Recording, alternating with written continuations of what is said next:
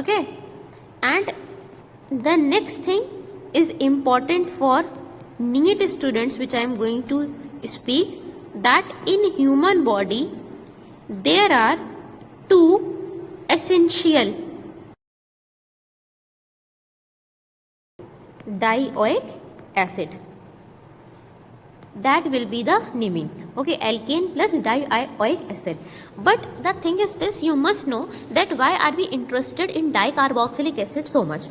First of all, you must understand that dicarboxylic acid are used in the preparation of copolymers, okay, such as polyamides and polyester. That's why, because they hold a significant role in the industry. Therefore, dicarboxylic acids are really very important for us. For example, the most important and widely used dicarboxylic acid in the industry is what? It is adipic acid. Okay, and it is used in the preparation of what? In the preparation of nylon. Okay, and the next thing is important for NEET students, which I am going to speak, that in human body there are two essential acids, and these two essential acids are aspartic acid and glutamic acid. And these two acids, that is aspartic and glutamic acid, these two, note here I am telling you glutamic acid. After some time I will be talking to you with the name of a glutaric acid of something, but that is glutaric. Okay, here it is glutamic, that is MIC. Okay, glutamic acid. These are essential acids, essential amino acids in fact I can say, and these two are actually what? These are dicarboxylic acid. And NEET students or bio students, I can say more correctly, know about essential amino acids, that these are required by the body. The body cannot synthesize these amino acids, and these amino acids are the building blocks of protein that your body needs. Okay, so that's the NEET point. So this was about dicarboxylic acid in human body, and the general representation of dicarboxylic acid is C double bond OH or C double bond OH. Fine. This R can be straight or it can be ring. Means it can be acyclic or it can be cyclic. This is the R here. Or more correctly I can say that it can be aliphatic or it can be aromatic. Okay. In general, as you know that whether it is dicarboxylic acid, whether it is monocarboxylic acid, both these types of structures contain C double bond OH, that is their functional group. Means the properties should also be same. Therefore, we say that in general, what happens?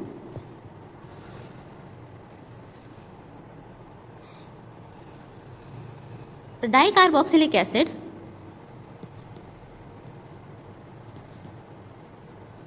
shows similar chemical behavior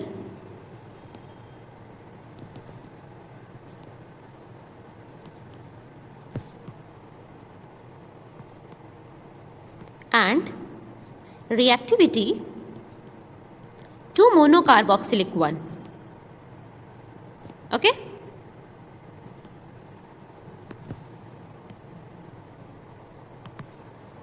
Now let's discuss some of the names. Then you will understand that what I want to tell you. So first of all, the given compound is this one.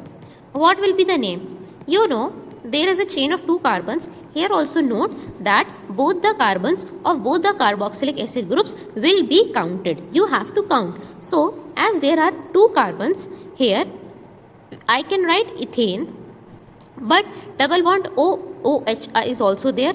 So I must write it as ethane dioic acid. Okay. So next structure, if I make,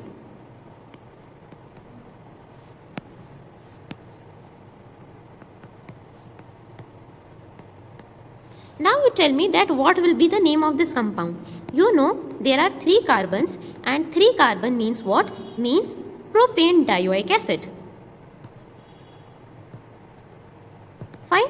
Similarly, I can make butane dioic acid, that is 1, 2, 3, 4 carbon. Okay, here COOH will be there, here COOH will be there. So what is this? This is butane dioic acid. Now it is your homework to draw the structures of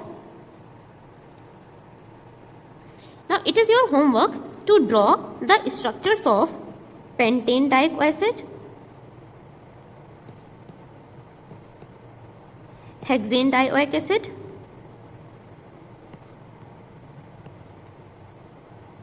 heptane dioic acid,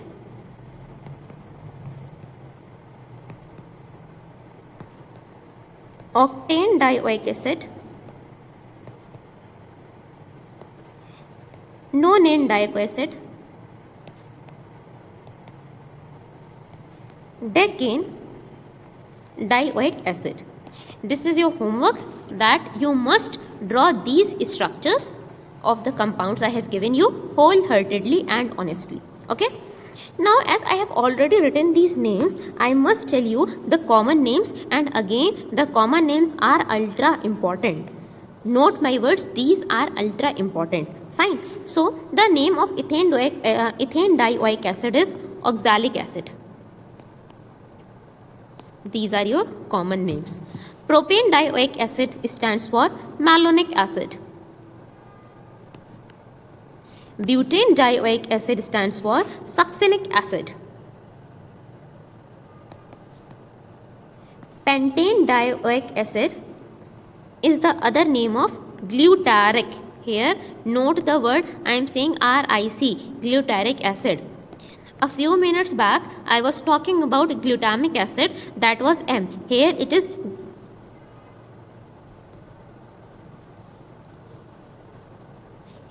glutaric acid. Okay, the name of hexane dioic acid is adipic acid. This acid which we have talked about, that it is used in the industries and it is used for the preparation of what? Nylon. Okay, heptane dioic acid has the name of pimelic acid. The common name of octane dioic is what? Subbaric acid. Then this 9 carbon is what? Azelaic acid. Okay. Then it is what? It is sebacic acid.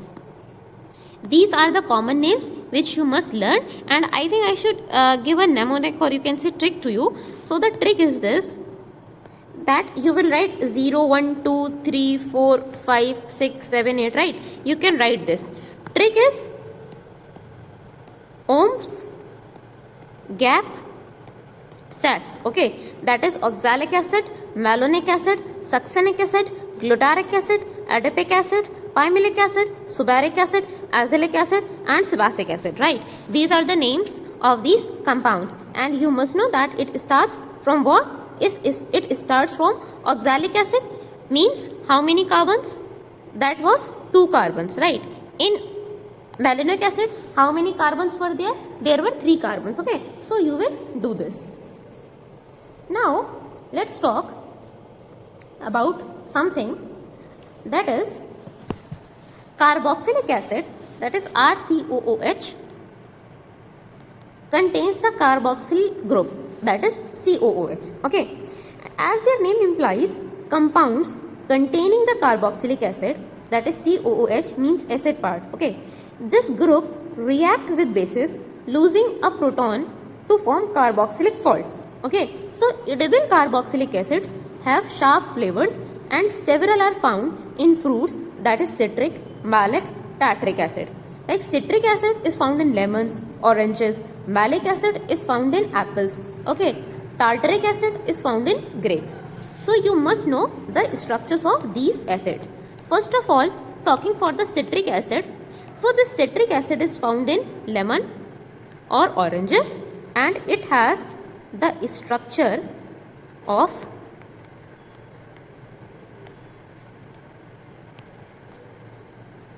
okay. Then comes your malic acid.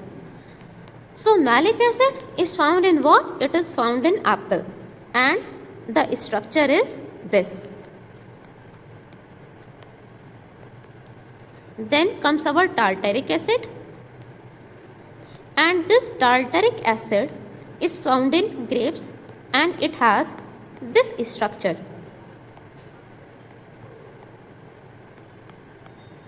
Okay, this is the structure of tartaric acid. Now let's try to write the name of these compounds. Okay, so discussing for the very first compound, you know that this is your COOH, right? Now from here you have to select the principal carbon chain. So this will be your principal carbon chain. In crowded classes, these gaps go unnoticed. With one-to-one mentoring, chemistry becomes logical and real improvement begins.